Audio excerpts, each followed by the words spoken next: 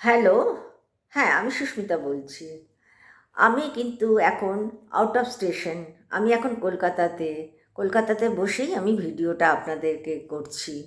যাই হোক, আমার কিছু শারীরিক প্রবলেমের জন্য আমি ঠিকভাবে ভিডিও আপলোড করতে পারিনি। আমার সঙ্গে একটু কম্প্রোমাইজ করুন আপনারা যারা ভিউয়ার তাদেরকে বলছি আমি।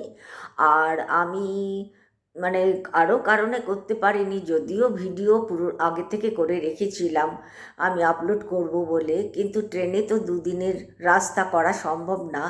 তাছাড়া বাড়িতে আসার পরে আমি খুব অসুস্থ হয়ে পড়ি কলকাতায় আসার পরে, কেন চেঞ্জ অফ প্লেস হওয়াতে আমার সব কিছু চেঞ্জ হয়ে গেছে, তো যার কারণে আমার শরীর খুবই অসুস্থ হয়ে পড়েছে। আচ্ছা ঠিক আছে, আজকে তাহলে আমি আপনারা একটু কম্প্রোমাইজ করবেন ব্যাস। আজকের টপিকটা হলো ওই স্বামী স্ত্রীর কথাই।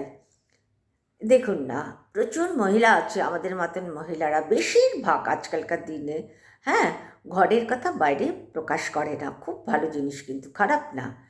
বলবে কি, আমার স্বামী ভীষণ কেয়ারি, আমার স্বামী আমাকে নিয়ে ঘুরতে নিয়ে যায়, আমার স্বামী আমাকে দামি দামি শাড়ি দেয়, আমার স্বামী আমাকে পকেট মানি দেয়, আমার স্বামী আমাকে মানে ভালোবাসে খুব, আমার স্বামী আমার সঙ্গে বন্ধুর মতো সব রকম গল্প করে, খুব ভালো।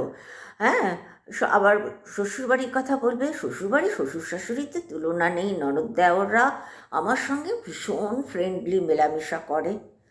হ্যাঁ, এই যে কথাগুলো সমাজের কাছে বলছে, সমাজ কিন্তু এই ধরনের মহিলাদের বলে স্বাভাবিক মহিলা।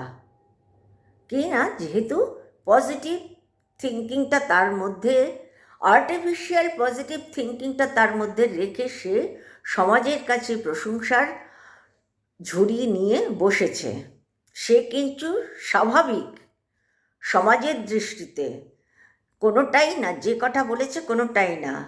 আবার যে মহিলা একেবারে ঘরের সত্যি কথাগুলো বলছে, আমার স্বামী কোথাও জানেন কোথাও নিয়ে যায় না, শুধু একা একা ঘোরে, তার বাড়ির লোকেদের নিয়ে ঘুরবে, আমাকে একখানা ভালো মন্দ শাড়িও কিনে দেয় না, এমনকি একটা রেস্টুরেন্টেও তো খেতে ইচ্ছে করে তাও নিয়ে যাবে না, ফুচকা খেতে চাই এক পয়সাও দেয় না, পকেট মানি। হ্যাঁ, আর শ্বশুরবাড়ির লোকেরা কি বলবো, আমার ওপরে যা অত্যাচার করছে, আমি যে কত কষ্টে জীবন কাটাচ্ছি দিদি, কি বলবো আপনাদেরকে।